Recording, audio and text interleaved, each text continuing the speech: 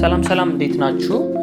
ዛሬ እንግዲህ The Psychology of Selling የተሰኘውን መጽሐፍ እንግዲህ እናያለን ማለት ነው። ደራሲውን እንግዲህ ብራያን ትሬሲ ይባላል። ግለሰቦችንና ድርጅቶችን በማሰልጠን በማሳደግ ላይ ትኩረት አድርጎ የሚሰራው የብራያን ትሬሲ ኢንተርናሽናል ሊቀመንበርና ዋና ስራ አስኪያጅ ሲሆን በአሜሪካ፣ ካናዳ፣ በሌሎች 55 ዓለማት ሀገራት ላይ እንግዲህ ከ5000 በላይ ሴሚናሮችን አዘጋጅቷል። ከ1000 በላይ ድርጅቶችን በማሰልጠን እንዲሁም ደግሞ ከ5 ሚሊዮን በላይ ሰዎችን አማክሯል፣ አሰልጥኗል ማለት ነው እና በኢኮኖሚክስ፣ በታሪክ፣ በቢዝነስ፣ በፍልስፍና፣ በሳይኮሎጂ ዘርፎች ላይ ላለፉት 30 ዓመታት በላይ አጥንቷል፣ ጽፏል፣ አስተምሯል፣ ንግግር አድርጓል። ስለዚህ የሽያጭ ሳይኮሎጂ የተሰኘውንም ጨምሮ እንግዲህ ከፍተኛ ሽያጭ የተቀዳጁ ከ80 በላይ መጽሐፎች የጻፈ ነው ማለት ነው እና በዓለም ዙሪያም ደግሞ በበርካታ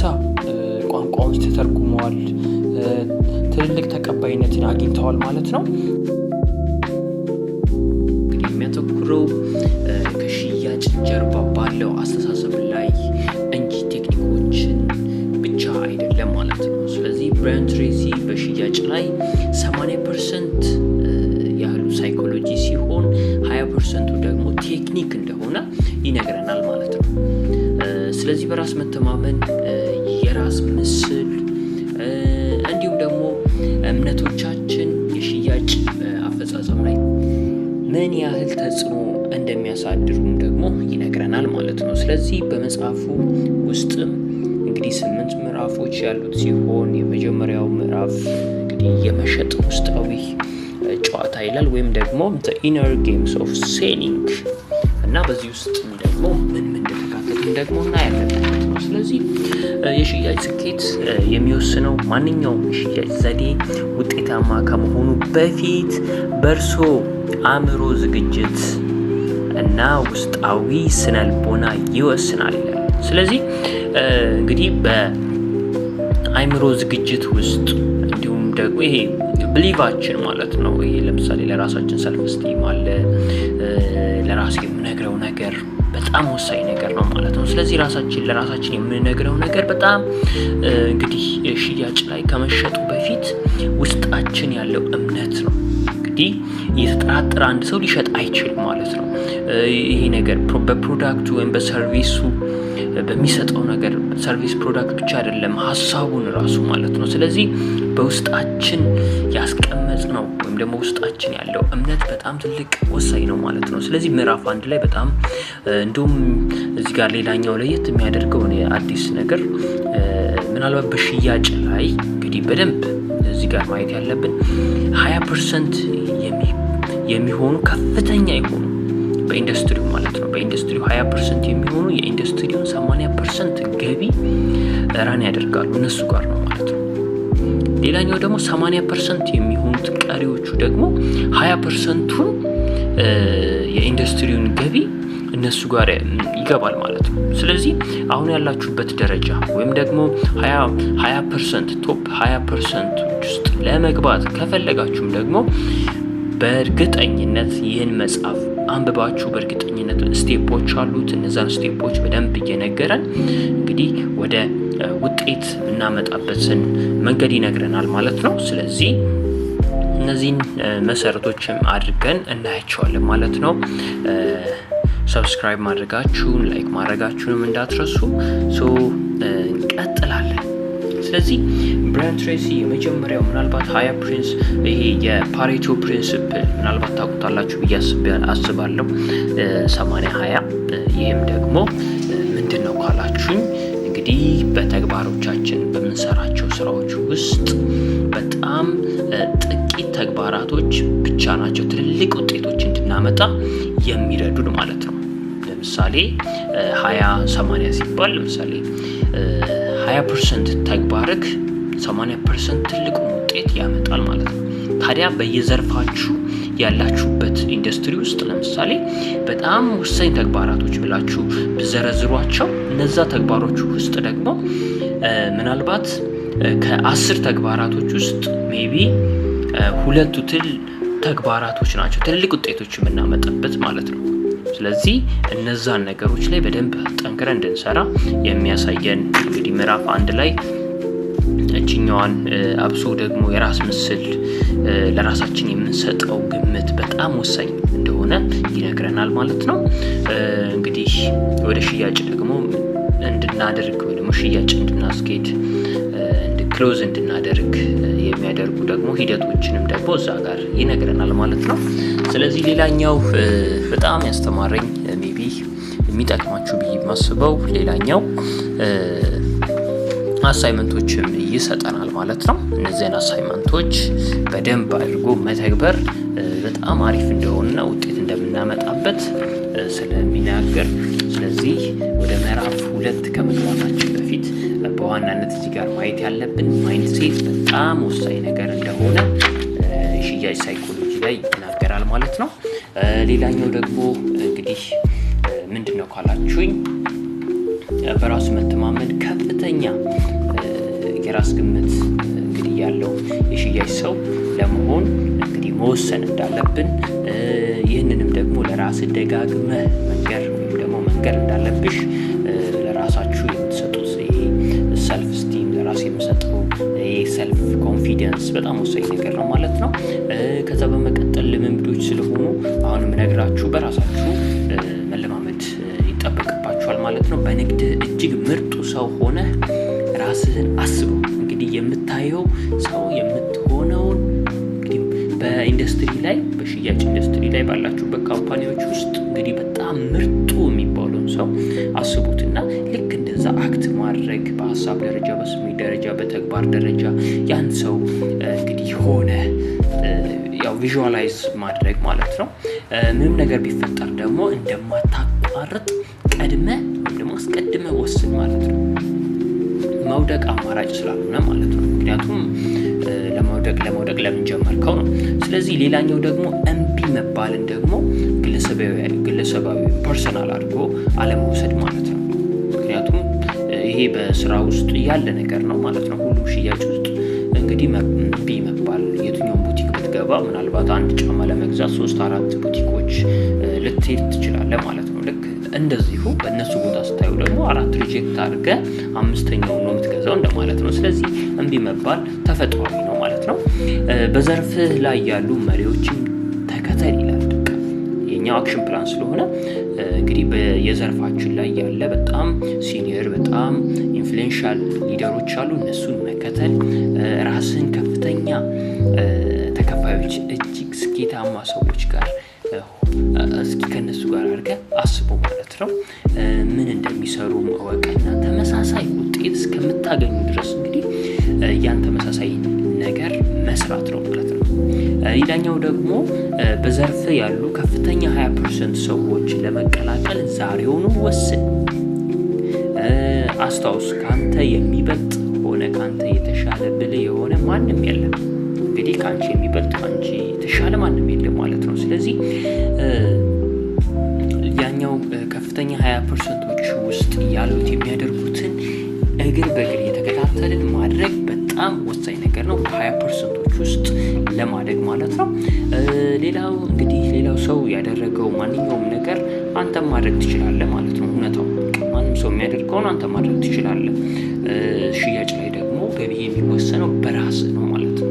ስለዚህ በማንኛውም ሌላኛው ደግሞ እዚህ ጋር የምነግራችሁ በማንኛውም መንገድ ይረዳኛል ብለህ የምታስበውን አዲስ ሀሳብ ሁሉ ተግብር። ምክንያቱም ምናልባት ትልልቅ ውጤቶች የምታመጣበት ስለሆነ ማለት ነው። እና ብዙ ነገሮችን በመሞከር እንግዲህ በሞከርክ ቁጥር ነው ትልልቅ ውጤቶችን የምታመጣው። እዚህ ጋር ምናልባት እዚህኛው ምዕራፍ ላይ አንድ ኤግዛምፕል ተዝ ብሎኛል። እሱኛውን ልንገራችሁ። በአፍንጫ ማሸነፍ ይላል እና እንግዲህ በፈረስ ውድድር ላይ አይታችሁ ከሆነ የፈረስ ውድድር ላይ አንደኛና ሁለተኛ የሚለያዩት በትንሽ ሴንቲሜትር ነው ማለት ነው። በጣም አግሬሲቭሊ እየሄዱ ምናልባት የፈረስ ውድድር ካያችሁ በጣም እንግዲህ በትንሽ ሰከንዶች ወይም ደግሞ በትንሽ ሴንቲሜትሮች ነው በአፍንጫ ልዩነት ብቻ አንደኛና ሁለተኛ ሊሆኑ የሚችሉት ማለት ነው። አይታችሁ ከሆነ በጣም ተመሳሳይ ሆኖ ማለት ነው። ከዛስ እነዚህ ደግሞ ወደ ሽልማቱ ሲሉ ደግሞ ምናልባት በሚሊዮን ዶላሮች ልዩነት ይፈጥራል ማለት ነው በአንደኛና በሁለተኛ። ስለዚህ በዚህም ስራ ላይም ደግሞ በሽያጭ ስራ ላይ ስንሰራ ተመሳሳይ የሆነ ስራዎችን ልንሰራ እንችላለን ማለት ነው። ነገር ግን ደግሞ ሚለየን የሆነች በየቀኑ ምን ተገብራት ተግባር ነች ማለት ነው። እስኪ በየቀኑ አንዳንድ ነገር ለመሻሻል እንሞክር። ከዛስ ልክ ተመሳሳይ የሆኑ ስራዎችን ሰርተን ነገር ግን እኛ የሆነች ቫልዩ አድ ስላደረግን ብቻ ትልልቅ ልዩነት እንፈጥራለን ማለት ነው በምናገኛቸው ገቢዎች ማለት ነው። ስለዚህ ምንድን ልላችሁ ፈልጋለሁ እዚህኛው ምዕራፍ ላይ በጣም ያስተማሩ ብዙ ኤግዛምፕሎች አሉ። በጣም ብዙ አንብቧቸው፣ በጣም ብዙ ነገሮችን ታተርፉበታላችሁ ሽያጭ ላይ። እንዲሁም ደግሞ አዳዲሶችም ደግሞ ማንኛውም ነገር ሀሳቦቻችንን መሸጥም ስለምንችል ማለት ነው። ስለዚህ በዚህ መሰረት ወደ ምዕራፍ 2 ደግሞ እንገባለን ማለት ነው። በጣም ጥሩ። አሁን ደግሞ ስለ ምዕራፍ 2 እንግዲህ እናወራለን አይደለ? ስለዚህ ምዕራፍ 2 ላይ ስላቆምን በዚህ መሰረት ታዲያ ምዕራፍ 2 ደግሞ የሽያጭ ገቢህን አስቀምጥና ሁሉንም አሳካ ይላል ማለት ነው። በጣም ደስ ይላል። እዚህ ጋር እንግዲህ እንደሚናገረው ከፍተኛ የሽያጭ ሰዎች በእጅጉ እንግዲህ ግብ ተኮር ናቸው። የትኛውንም ጥናት ብታዩ እንግዲህ ግብ ተኮርነት ከስኬት እና መድረስ ምናልባት ጎልን አቺቭ ከማድረግ ጋር የተያያዘ ነው ማለት ነው። ከፍተኛ ተከፋይ የሽያጭ ሰዎች በየሳምንቱ፣ በየወሩ፣ በየሩብ ዓመቱ እና በየዓመቱ ምን ያህል ገቢ ማግኘት እንደሚፈልጉ የሚያውቁ ሰዎች ናቸው። የሚፈልጉትን ያህል ሽያጭ ለመዝጋት ምን ያህል የስልክ ጥሪዎችን ማድረግ እንዳለባቸውም ደግሞ የሚያውቁ ናቸው ማለት ነው። ስለዚህ ምናልባት ያን ገንዘብ ደግሞ ምን እንደሚሰሩበትም ግልጽ ያውቁታል ማለት ነው። ስለዚህ ምን ይላል ማለት ነው? በዋናነት የአመታዊ ግባችን በግልጽ ማስቀመጥ፣ እነዛን ግቦችም ደግሞ መከፋፈል ማለት ነው። በየ6 ወር፣ በየ3 ወር፣ በየወሩና በየሳምንታት መከፋፈል እንዲሁም በቀናት ማለት ነው። ስለዚህ ግቦቻችንን በግልጽ ማወቅ በጣም ወሳኝ ነገር ነው ማለት ነው። ምዕራፍ 2 ላይ የሚያወራው እሱን ነው። የበለጠም ደግሞ ምናልባት አክሽን ፕላኖች አሉት። እነሱንም ታዩታላችሁ፣ እነሱንም ትሰሙታላችሁ። ሌላኛው እንግዲህ የአመታዊ ገቢ ላይ እቅዳችንን ስናስቀምጥ ምናልባት ከአመታዊ እዚህ ጋር ስለ ግብ ትንሽ ላውራችሁ ማለት ነው። ግብ ምን ማለት እንደሆነ ያው ለምሳሌ በየአመቱ ምን ያህል ገንዘብ እንደምትሰራ ቀድሞ ወሰን ለስኬት እጅግ ወሳኝ ነው ማለት ነው። ስለ ገቢ ኢላማ ግልጽ ካልሆንክ እንግዲህ የሽያጭ ተግባር ትኩረት አልባ ይሆናል ማለት ነው። ስለዚህ ግልጽ ማድረግ በጣም አስፈላጊ ነው። ምናልባት አይታችሁ ከሆነ ጭጋግ ውስጥ የተደበቀ ኢላማውን ለመምታት እንግዲህ ቢተኮስ እንግዲህ አያገኘው ማለት ነው። ጭጋግ ውስጥ ከሆነ ማለት የቱንም ያህል የትኩረት ሰው ብትሆን እንኳን በግልጽ የማይታይህን ኢላማ መምታት አትችልም ማለት ነው። ኢላማ የምታደርገውን በትክክል ማወቅ አለብሽ ማለት ነው። ምንድነው ታርጌትሽን በግልጽ አስቀምጪ። ስለዚህ አመታዊ የገቢ እቅድህ ወይም ደግሞ የገቢ ታርጌቶቻችን ደግሞ ለምሳሌ ከአመታዊ ገቢ እንግዲህ በደንብ ጀምር ይላል ማለት ነው። ግልጽ አድርጋ አስቀምጠው በአመት ማግኘት የምትፈልገውን ነገር ማለት ነው። በሚቀጥሉት 12 ወራት ምን ያህል ገቢ ለማግኘት አቅደሃል? ትክክለኛውን ቁጥር ስንት ነው? ይህን ቁጥር ጻፈው። ይህን ቁጥር ጻፊው ማለት ነው። ይሄ በአመቱ እንግዲህ የምታደርጋቸው ተግባሮች ሁሉ የምታስተካክልበት ኢላማ ነው ማለት ነው። ስለዚህ ይህን መረዳት ይጠበቅብናል ማለት ነው። እውነተኛና ደግሞ ፈታኝ ግብ አስቀምጥ ይላል። በጣም ደስ የሚለው እዚህኛው ጋር ማለት ነው። እና ምናልባት ግቦቻችንን ስናስቀምጥ ደግሞ ባለፈው አመት ላይ ካገኘናቸው ገቢ ወይም ደግሞ እስከዛሬ ካገኘናቸው 25% እስከ 50% ድረስ እንግዲህ በእነዚህ ኢንተርቫል ውስጥ ቢሆን ይመከራል ይለናል ማለት ነው። እዚህ ጋር በጣም ጥሩ ነው። እነዛንም ደግሞ ከፋፍሏቸው ይላል። ምክንያቱም በየ6 ወር በቅድም እንዳልኳችሁ በየቀናት ወደ ቀናት ተግባሮቶች መመደብ በጣም አስፈላጊ እንደሆነ ይናገራል ማለት ነው። ሌላኛው እዚህ ጋር አክሽን ፕላኖችን ነግሬያችሁ ወደ ቀጣይ ምዕራፍ እንሄዳለን። እዚህ ጋር የምናስቀምጣቸው ወይም ደግሞ ወደ ልምምድ ውስጥ የምንገባበት ለምሳሌ በትልቁ አስብ። ለቀጣይ አመታት አሁንም ከምታገኘው ሆነ እስከዛሬ ካገኘው ከ25 እስከ 50% ያህል የሚበልጥ ገቢ ግብ አስቀምጥ ይላል። ሌላኛው ደግሞ ሁለተኛው የምትፈልገውን ያህል ገቢ ለማግኘት ምን ያህል ምርት ወይም አገልግሎት መሸጥ እንዳለብህ እወቅ። ሁለተኛው ሶስተኛው ደግሞ አመታዊ የሽያጭና የገቢ እቅድህን በሳምንት በወር እና በቀን ከፋፍል። የምትፈልገውን ገቢ ለማግኘት በየቀኑ ምን አይነት ተግባራት ላይ መሰማራት እንዳለብህም ወስኝ። አራተኛው ተግባር ደግሞ ምንድነው? ሁሉንም ቀናት ቀድመ አቅድ። ለስንት ገዢዎች እንደምትደውል፣ ምን ያህል ሰዎች ማግኘት እንዳለብህ እና ምን ያህል ሽያጭ እንደሚኖር በትክክል ቁጥር እወቅ ይላል። ከዛ ባለፈ ደግሞ አምስተኛው አክሽን ፕላን ምንድነው ካላችሁ ለራስህና ለቤተሰብህ ትልቅና አጓጊ ግቦችን አስቀምጥ። እንግዲህ ኢሞሽናል አታችመንት ስላለን ማለት ነው ለፋሚሊዎች እና ለራስህ። እንግዲህ አብሶ ፋሚሊዎች ለነሱ ደግሞ በጣም አታች ታደርጉት ግቦቻችሁን ከሱ ጋር ስታያይዙት በጣም ኢሞሽናል እንድንሆንና በደንብ እንድንሰራበት ያደርገናል ማለት ነው። ስለዚህ እንግዲህ ኢሞሽን በደንብ እንድንፈጥርበት ነው እዚህ ጋር ለራስና ለቤተሰብ በጣም የሚያጓጓ ነገር። ከዛ በኋላ ደግሞ ስድስተኛው ደግሞ እንግዲህ እያንዳንዱን ግቦችን ለማሳካት የሚረዱህን የተጻፈ እቅድ አዘጋጅና በየቀኑ እቅድህ ላይ ስራ ወይም ደግሞ ተግባር ውስጥ ግባ ማለት ነው። ግቦችን ለማሳካት መክፈል የሚገባን ተጨማሪ ዋጋ፣ ስራና መስዋዕትነት መወሰን አለብን። የሚያስከፍለውን ነገር ለመክፈል ዝግጁ ሁን። ከዛ ወደ ተግባር ውስጥ ግባ ማለት ነው።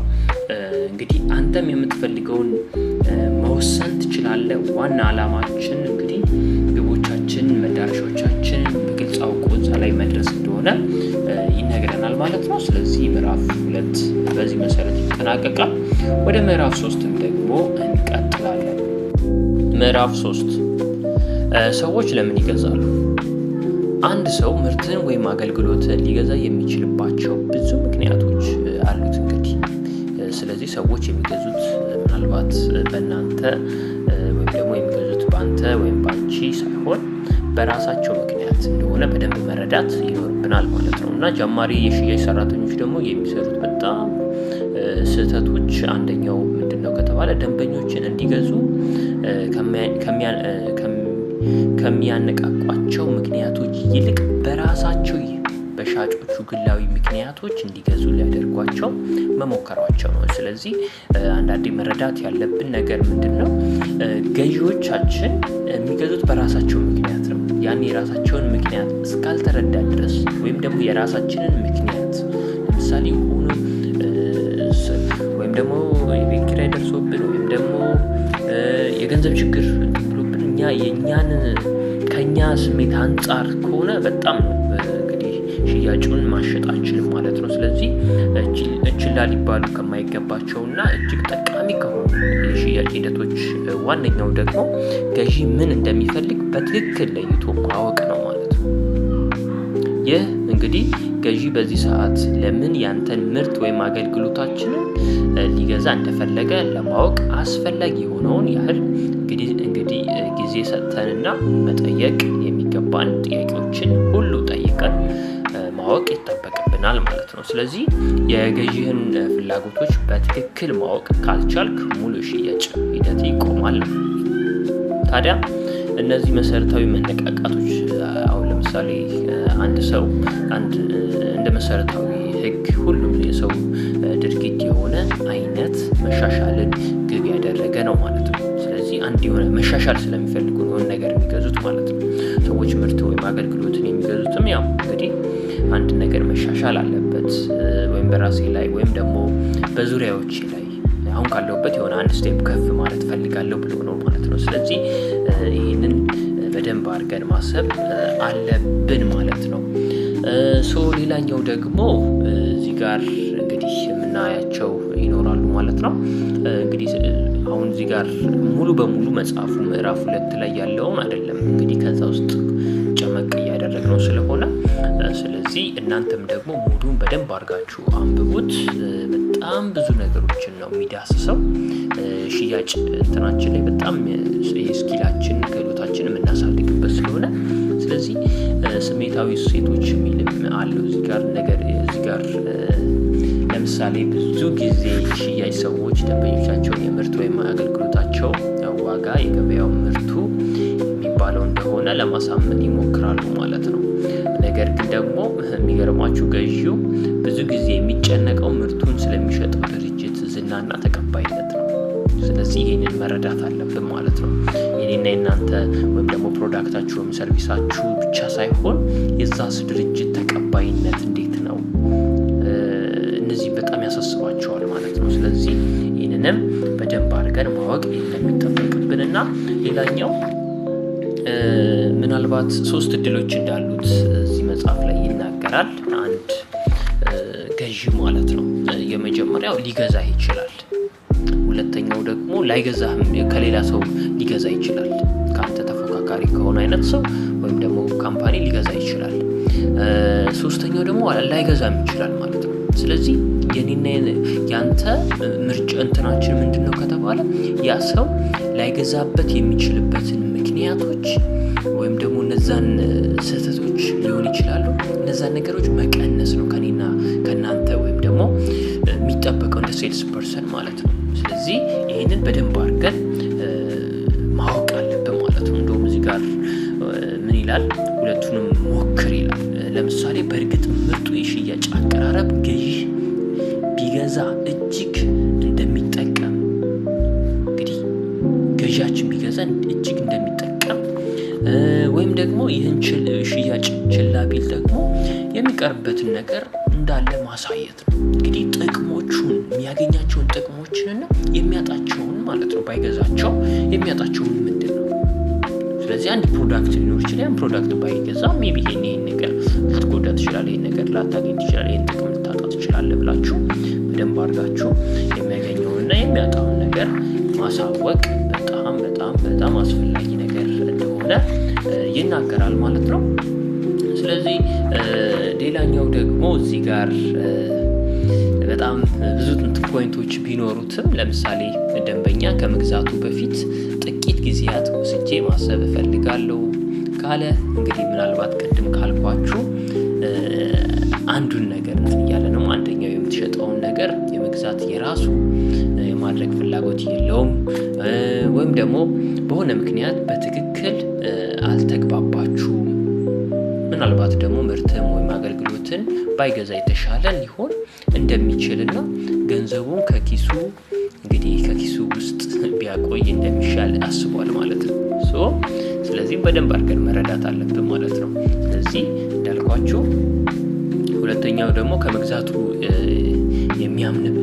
የሚያመነታበት ምክንያት ደግሞ ቃል የገባኸውን ሁሉ ሊያገኝ እንደሚችል ሙሉ በሙሉ እንዲያምን አልተደረገም ማለት ነው። ስለዚህ የነገራችሁትን ነገር በግልጽም የምርም አምኖታል፣ ተረድቶታል። ስለዚህ እምነት ደግሞ የሚገነባው ደግሞ የኢንፎርሜሽኖች ይፈልጋል ማለት ነው። ስለዚህ በዚህ መሰረት እንግዲህ በደንብ ሆን ብለን ማወቅ አለብን ማለት ነው።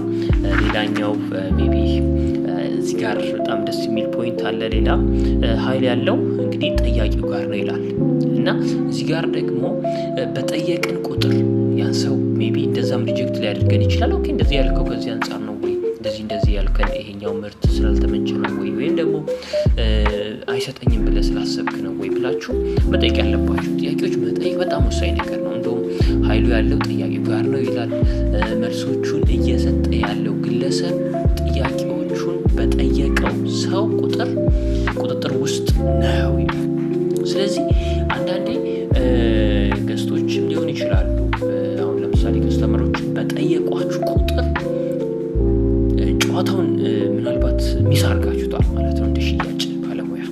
ስለዚህ ይሄ ማለት እንዴት ነው ሚስ አንደርስታንድ እንዳታደርጉት። ለምሳሌ መሰረታዊ መጠየቅ ያለባቸውን ይጠይቋቸዋል። ነገር ግን ደግሞ አዝሯችሁ ደግሞ እናንተ መጠየቅ አለባችሁ ወደ ክሎዚንግ ወይም ደግሞ ወደ ማሸጥ ደረጃ ለማድረስ ማለት ነው። ስለዚህ ገዢ እየጠየቀህ አንተ መልሱን የምትሰጥ ከሆነ ግን እሱ ቁጥጥር ስር ማለት ነው። ስለዚህ እናንተው ራሳችሁ ማዞር አለባችሁ ማለት ነው።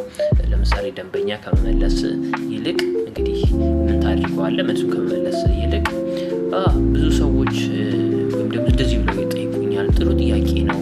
ከዛ በፊት አንድ ጥያቄ ልጠይቅ መጀመሪያ ትሉታላችሁ ማለት ነው። ይህ ምን የምናደርጋችሁት ማለት ነው?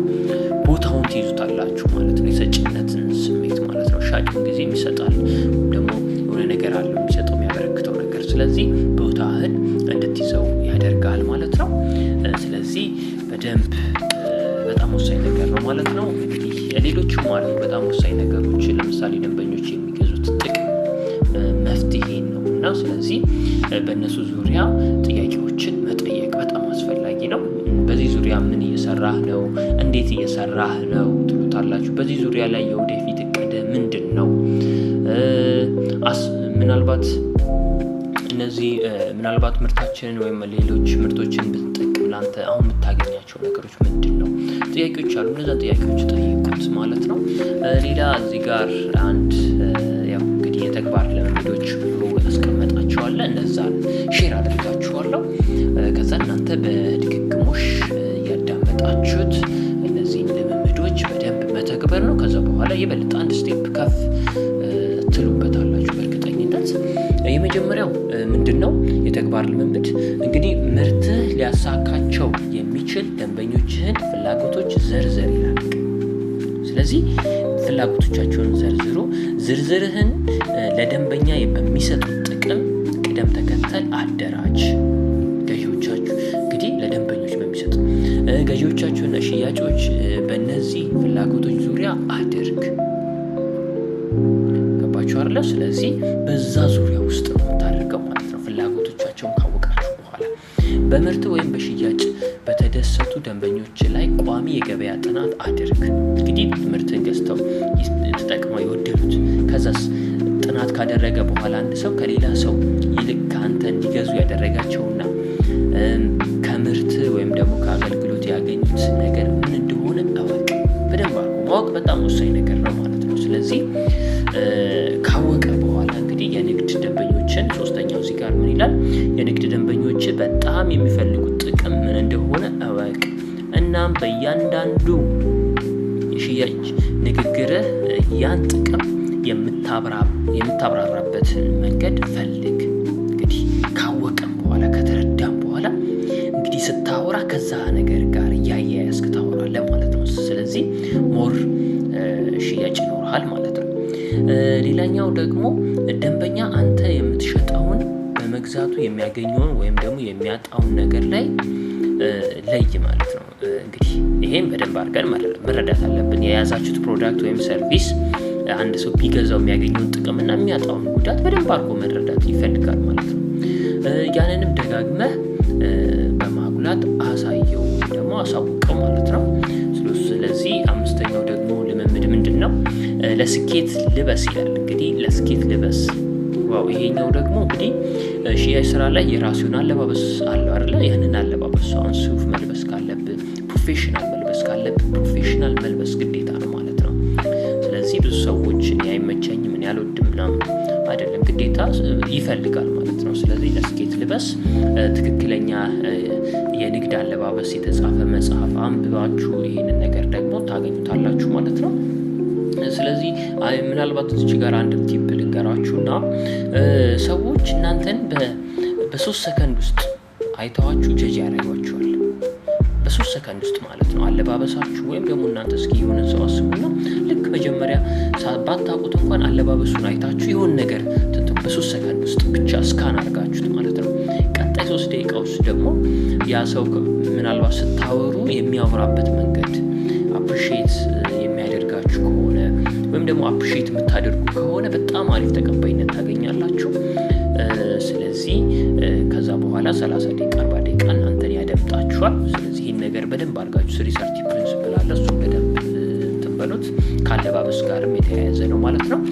የገዢን ትክክለኛ ፍላጎት እንድታውቅ የሚያደርጉ ጥያቄዎች አዘጋጅ። በመጠየቅና መልሱን በጥንቃቄ በመስማት እንግዲህ በጣም ወሳኝ ነገር ነው። መብራቱ እሱ ላይ እንዲቆይ አድርግ ይላል። ይሄ በጣም ወሳኝ ነገር ነው። ሰባተኛው የመጨረሻው ደግሞ በእያንዳንዱ የደንበኛ ግንኙነት ራስህን እንደ ጓደኛ፣ እንደ አማካሪ፣ እንደ መምህር አድርገህ አቅርብ። ከመሸጥ ይልቅ ማገዝ፣ ማስተማር ላይ አተኩር። በጣም ወሳኝ ፖይንት። ዋው!